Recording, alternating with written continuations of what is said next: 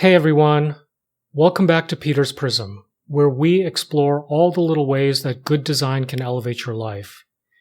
If you're new here, my name is Peter Noah, and I'm a Gen X visual and product designer who loves thinking, talking, and sharing ideas about all things design. And today, we're going to dive into a topic that I hope will change the way you think about your wardrobe forever: your personal uniform. If you've never given this topic any thought, please stay with me, because my hope is that by the end of this video, you'll see how distilling your wardrobe to a few essences can not only elevate your style, but save you a ton of time and reduce the stress that comes with having to decide and shop for what to wear. Now, you might be wondering, what does a personal uniform have to do with design? Well, the thing of it is intentional design. In the same way that Dieter Rams applied rigor to industrial design to not only make common products more beautiful, but functional. Or the way we talk about principles in UX design that help people interact with products more fluidly, more efficiently.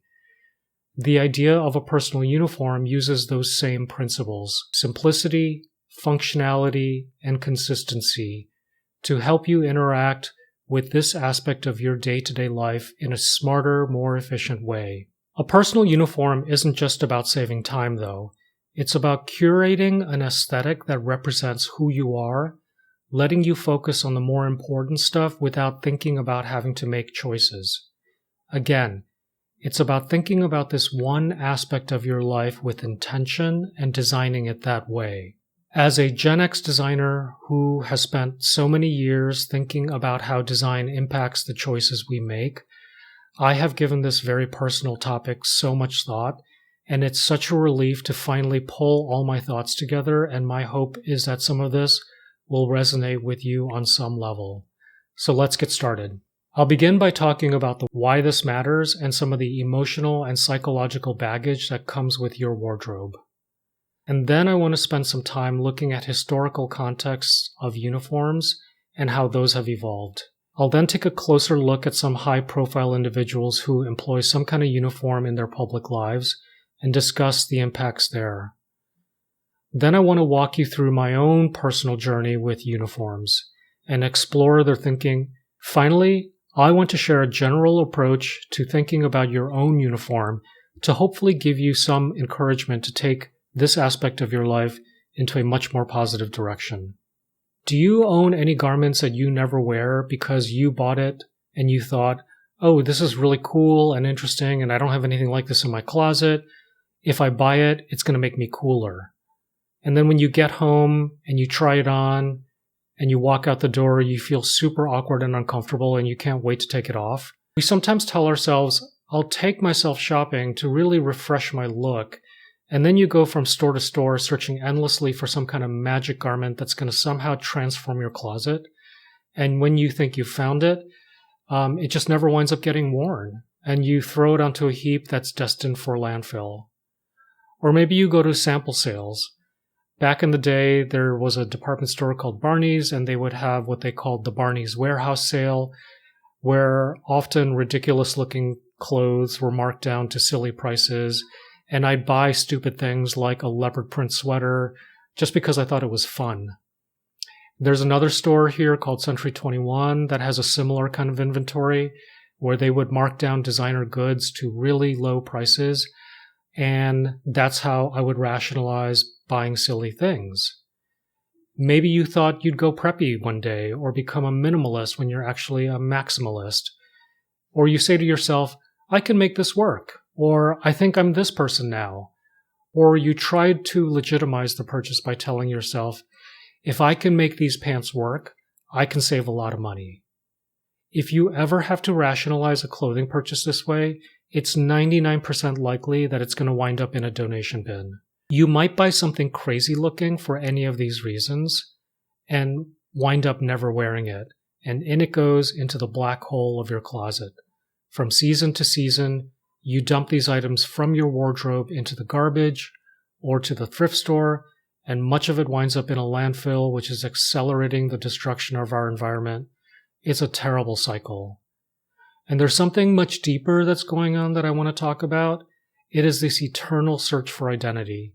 It's a way for your clothes to crystallize the essence of who you are and pronounce that to the world. It's almost Sisyphusian, this quest that we never acknowledge and never achieve. What we're talking about goes beyond clothes. It is quite emotional. It's about trying to belong. It's about trying to feel good about yourself in a world that is becoming increasingly complex. If any of this resonates with you, my feeling is that in order to change, you need to design a system with intent.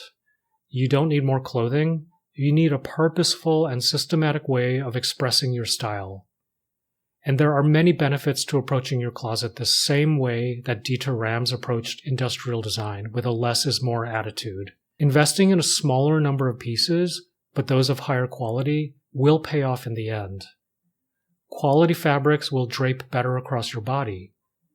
Better construction will provide a longer life for your clothes, and you'll be able to mend them to further that life even more.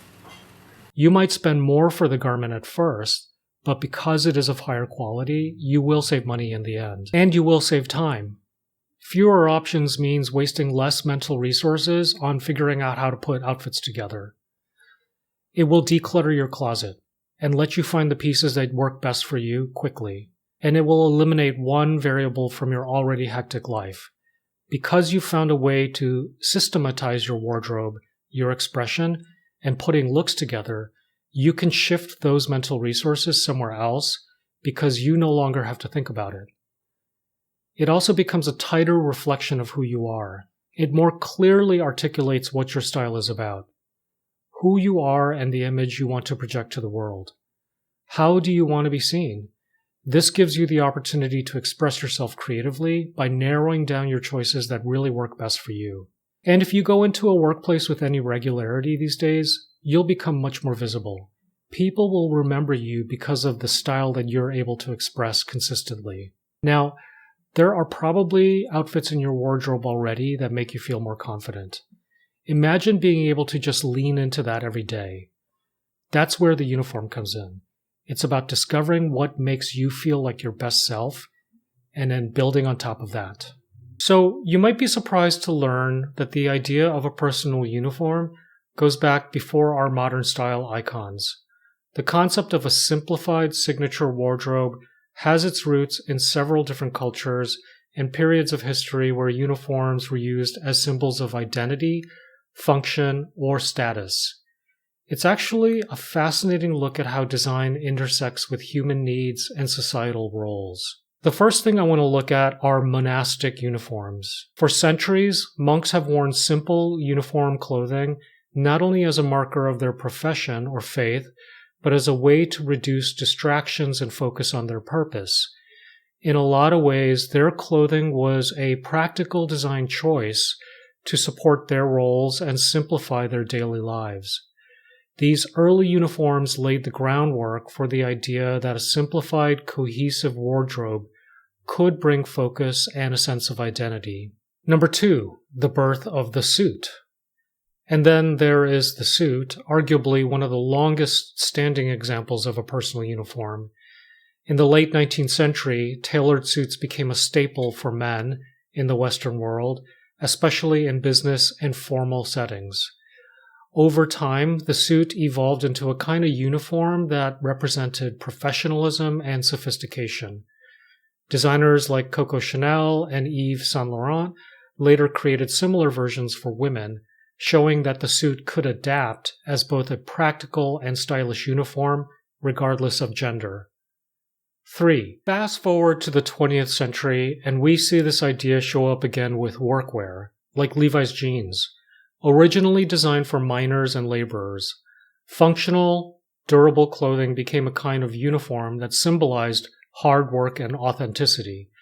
Today, we see echoes of that in our favorite wardrobe staples, from jeans to white t-shirts to sturdy boots. Finally, there's the rise of the modern personal uniform, popularized by figures like Steve Jobs, as we mentioned earlier. These individuals transformed their style choices into a kind of signature look, showing that a personal uniform can be both a design choice and a form of self-expression. Jobs' black turtlenecks, for example, became an extension of his personal brand, and that's a big reason why the concept resonates so much today. There are many celebrities who have a uniform, and a lot of the most famous ones are actually wearing variations of the same thing every day. Let's start with Tom Wolfe. Tom Wolfe's white suits became a part of his public persona as he described them in multiple interviews. His choice to wear the suit stemmed from his desire to stand out and become a recognized symbol of his style and personality. Number 2, Carolina Herrera. Herrera's signature white button-down shirt and elegant style have been well documented throughout her career as a fashion designer. She is known for incorporating this classic staple into her collections and personal wardrobe. Number 3, Fran Liebowitz. Fran Liebowitz is widely recognized for her consistent uniform of blazers, jeans, and cowboy boots, complemented by her round glasses. Her style has been celebrated in fashion circles for its individuality and timelessness. Number 4, Tom Ford. On the more formal side, there's Tom Ford, the famous fashion designer. Now, Ford's uniform is sleek, sophisticated. We're talking tailored black suits, often paired with crisp white shirts. It's a look that's become synonymous with his brand. For Ford, it's not just about simplicity, it's about projecting a certain image, which is, to be honest, pretty sharp. Number 5, Diane Keaton. Diane Keaton's love for menswear-inspired style has been a defining feature of her public persona since her Annie Hall days. She's consistently used tailored pieces, hats, and layering as her uniform over the years. And number 6, Jean-Michel Basquiat. Basquiat's unique approach to fashion, often wearing suits while creating art, reflected his boundary-blurring ethos and distinctive style. His paint-splattered Armani suits became an iconic aspect of his image as an artist. So I wanted to talk a little bit about my own personal journey with uniforms to give you a sense of where I was coming from and why I made the choices that I did. And the first example of that happened in around 2015, 2016, and I was working as a senior designer at a tech startup. The dress code was pretty relaxed there, and what I landed on were 4 key pieces. The first was a chambray button-up from J. Crew. The second was a navy blue Champion sweatshirt from Todd Snyder. The third were olive green fatigue pants from Engineered Garments. And the last were suede chukka boots from Clark's. I had multiple pieces for each of these items in case any one of them got soiled heavily, and then I could just put on another pair. I did this for about 8 months, and I chose this outfit because it felt very comfortable to me. I felt like it reflected who I was at the time, and it felt very neutral. But after a certain number of months, I started to get really depressed by putting on the same thing every single day. And it got to a point where I didn't want to look like that anymore. And so after about 8 months, I just stopped. The next example of a uniform is where I decided that I wanted to streamline what I wore to the gym. So I try to go to the gym at least 6 times a week. And I used to have all kinds of different things, like shorts in different colors and different lengths, different kinds of t-shirts, some with graphics, some without, all kinds of crazy looking socks, crazy looking shoes. And I decided at some point that this is not a place where I need to think about what I'm wearing. This is not a place where I need to personally express my creativity. This is a place where I need to go exercise. And so what I did was I actually streamlined my entire gym uniform to 4 key pieces. Again, that is a plain black t-shirt, a pair of shorts from 10,000, black socks from Bombas, and Nike Metcons. And once again, I bought multiple versions of each of these garments so that I could keep them in rotation and I wouldn't have to do laundry but like once a week. And this has actually survived the test of time because I actually don't care how I'm representing myself at the gym. It's not a place where I need to feel like I want to stand out from a fashion perspective. It's a place where I just want to get work done and then be done with it and leave. So lastly, I want to talk about my most recent experience with uniforms, and that is with Thom Browne. Thom Browne is a designer that has resonated with me for quite some time, and I decided to explore what their offerings were. And one day I walked into their store in Tribeca, and I tried on a bunch of garments, and I really felt like the style resonated with me. I really appreciated the quality of the materials. I appreciated the quality of the craftsmanship, the way the clothes were put together. And over time, I put together the foundations of what I would consider my uniform today. And I'll take you through that in a minute. I would not consider these clothes to be something that I would wear all the time. Like, I don't need to wear a Thom Browne outfit to go to the grocery store, though I certainly could. But I opted to create a uniform that could work in most contexts where I need to look pulled together or want to look pulled together. And that might be in a workplace scenario, going out to a nice dinner, or just generally being pulled together to spend a day out in the city. So I'll take you through what those pieces are and how they all work together. So what you see before you is my current iteration of my personal uniform, and I will take you through all of the pieces and how it works together. It's all Thom Browne, and this is a decision that I made because I really like the Thom Browne aesthetic. But there are times when I do pull in pieces from other designers into the mix because they, I think, work well with what I have. But the foundation is what you see here. And as you can see, it's not a ton of pieces, but it's enough for me to work with and to create many, many different types of looks. So let's start with the shirting. I have 5 shirts. 3 of them are white and 1 is striped with this really great armband detail. And the last one is blue. And the Oxford shirts have this grosgrain blue, red, white, and blue ribbon detail in the placket. Next up, I have 2 pairs of shorts. The shorts are in a suiting fabric. One of them has this buckle back detail, and the other one is high-waisted. The other one is a lower-waisted short, also in a suiting fabric, but a little bit lighter, with this ribbon detail on the back. I have 2 pairs of slacks. One of them is a charcoal gray heather, and it features this buckle-back detail in the back.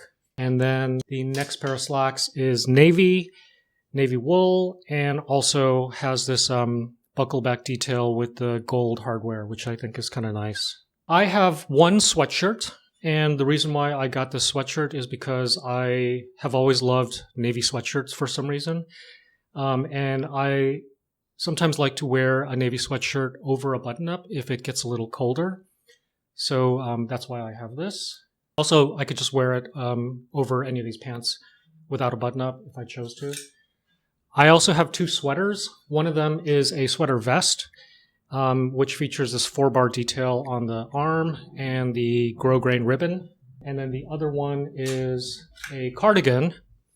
And the cardigan has 2 pockets in the front, the 4-bar stripe on the sleeve, and the grosgrain ribbon detail on the placket as well.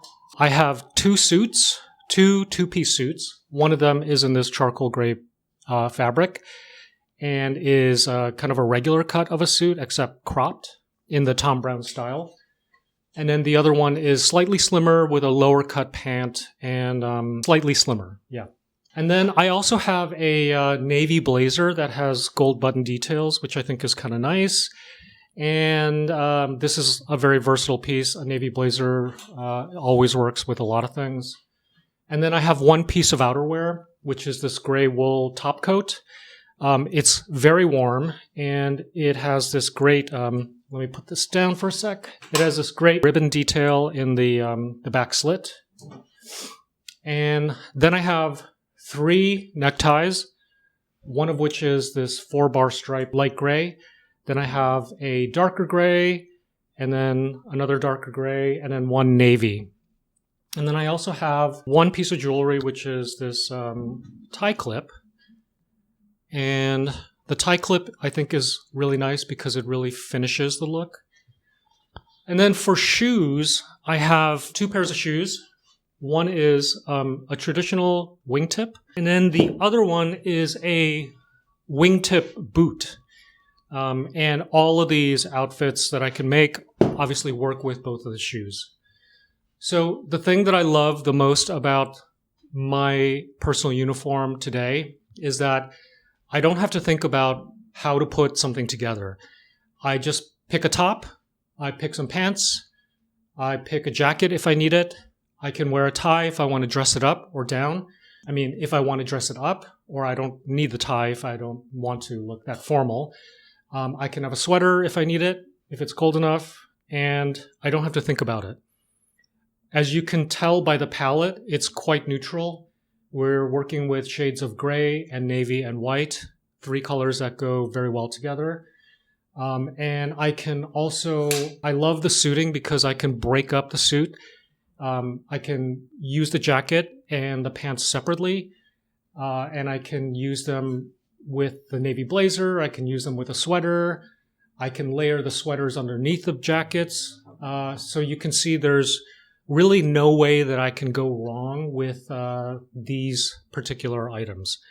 And that's what I love about creating a personal uniform, is that whenever I want to feel pulled together and I want to look good, I don't have to think too hard about it because I feel like these clothes fit me well and I don't have to figure out how to put an outfit together. All I have to do is just pick the pieces that I want and then I'm done. So now I want to talk about an approach to creating a uniform for yourself. How would you go about building a personal uniform that works for you? I'm not suggesting that you go out and buy 10 black t-shirts. This is about creating something that works for you and reflects your style. So here's a strategy. Step 1, identify your go-to style. First, think about the outfits you already feel good in. What is your style zone? Maybe you're a kind of guy who feels sharp in a blazer and jeans, or maybe you're a button-down and chinos kind of person. Whatever it is, take note of those outfits where you just feel good. This is your starting point. And remember, your uniform doesn't have to be boring. It can be as creative or as minimal as you want.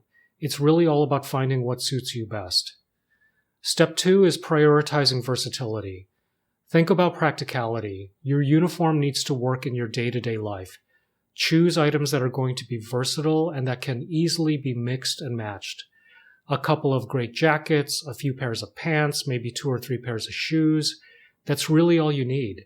You'll still have plenty of variety, but the key is everything will go together. Trust me, it will make your mornings so much easier. I'm a big fan of keeping things simple without sacrificing style. Step 3 is to stick to a color palette. Another great tip is to stick to a color palette. Neutrals are your best friend here. Think blacks, navies, grays, and whites. These colors never go out of style and they're super easy to mix and match. But if you're somebody who likes a pop of color here and there, feel free to add an accent piece. Just keep the bulk of your wardrobe simple. Step 4 is investing in quality. Now, since you'll be wearing these pieces a lot, you need to focus on quality, investing in well-made items that last. It's better to have a few high-quality pieces that you love than a closet full of fast fashion that will fall apart in months. Plus, a well-made item just feels better on your body. Step 5, experimenting and adapting. And finally, remember that your uniform can evolve. It doesn't have to be rigid. You can switch things up for different seasons or different occasions. The important part is to keep it simple and consistent, but let your personality come through. So there you have it. A personal uniform is more than just a way to simplify your wardrobe. It's really about simplifying your life, freeing up your time and energy for what really matters, and still looking your best in the process. Now, I'd love to hear from you. What's the one piece in your wardrobe that makes you feel the most confident? Is there a particular style that you've been leaning into lately? Drop a comment below and don't forget to hit that like and subscribe button if you found this helpful. Thank you for watching Peter's Prism, where style meets simplicity. Until next time, keep it sharp and keep it simple. Bye!